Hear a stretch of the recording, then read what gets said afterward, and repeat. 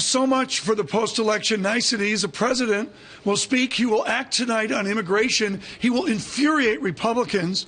4 million plus will be allowed to stay, but without health benefits. Our Philip Mattingly is in Washington. It is 36 degrees. Temperatures are rising in the nation's capital tonight. Phil, what is the backstory on this? Is this a setup to get to real negotiations, or is this a White House truly acting on its own?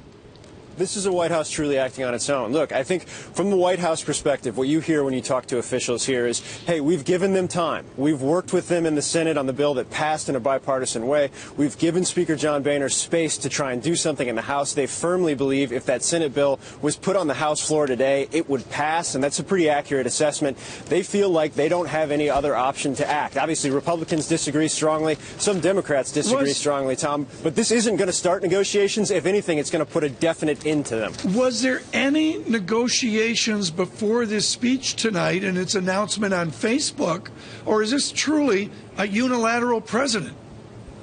This is a unilateral president when it comes to the opposite party, the party that's about to control both chambers of Congress. I've spoken to Republican aides and leadership on both sides of the chamber over the last couple days. None of them have heard from the White House. None of them have heard from the president. The president invited 16 Democrats over for dinner last night to walk through what he's about to announce tonight. No Republicans were informed on that. Really, what the White House has decided is, look, we've given them all the time they can have. We've let them know everything we can up to this point. Now we're going on our own, and there's nothing that's going to stop us. Phil, John Boehner said exactly this move would poison the well. Is that the threat or is that the reality? I think it's the reality in the House Republican Conference. Look, in the Senate, where Mitch McConnell's about to become the leader in January, there's a recognition that they need to show that they can govern. Now they've got both chambers. They need to prove to people that they can pass legislation, send it to the president, and show that Washington is at least somewhat functioning. You look at a lot of the post-election polling, a lot of the exit polls, Brendan, and it wasn't necessarily that this was a big victory for Republicans. It was that this is a big kind of a big vote against what's going on currently in Washington. Now, that benefited Republicans, but there's a strong recognition amongst leadership, amongst the establishment, that they need to make something work. Well, let's stick with politics, because the president makes this announcement, and then he flies straight to Las Vegas to sign it. That's not an accident. No, absolutely not. So where he's going to Del Sol High School, which is where he made he laid out the big principles for what he wanted in congressional immigration reform back in 2013. He's going back to that school. But another interesting kind of thing to pay attention to, Nevada.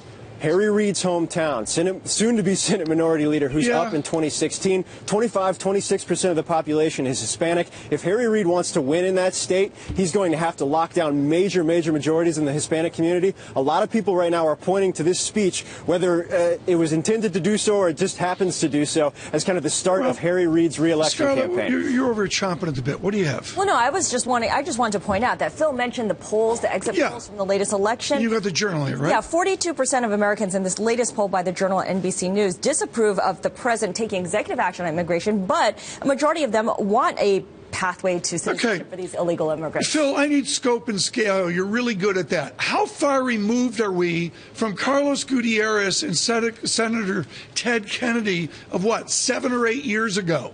Is this a continuum from them, or is there something truly new this evening?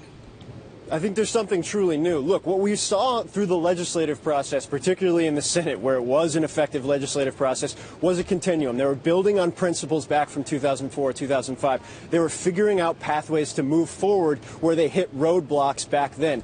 This is new. Now, granted, what the president and his people will continue to cite is other presidents have had deferred action on immigration beforehand, Ronald Reagan, George H.W. Bush. But what he's doing tonight, the scale and scope, Tom, is really unseen before, and it could be undone. And I think that's kind of the big concern in the Hispanic community right now. Phil Mattingly, thank you so much.